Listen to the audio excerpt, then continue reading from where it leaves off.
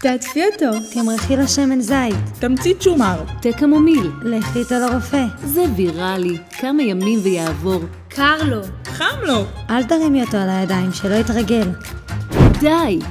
גם את טובעת בים עצות, הערות וחוסר אונים? הסדנה הזו בדיוק בשבילך. נעים מאוד. שמי רנה שמחייב, מנהלת מרכז הוליסטי טבע ומרפא. לאחר כ-16 שנים בהם טיפלתי במאות ילדים ותינוקות, החלטתי לצאת בסדנה ייחודית ולשתף אותך בידע, בניסיון שלי ובסודות מעולם הטיפול. בסדנה תקבלי כלים פרקטיים לטיפול בתינוקות וילדים, הן מבחינה פיזית ומבחינה רגשית. אז איך זה עובד?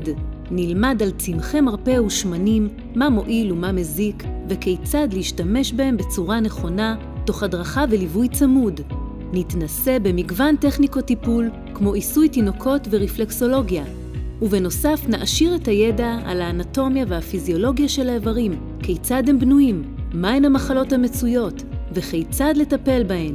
נלמד על הקשר שבין הגוף והנפש, ונקבל ביטחון לטפל בילדינו, ולהעניק להם תחושת רוגע ושלווה.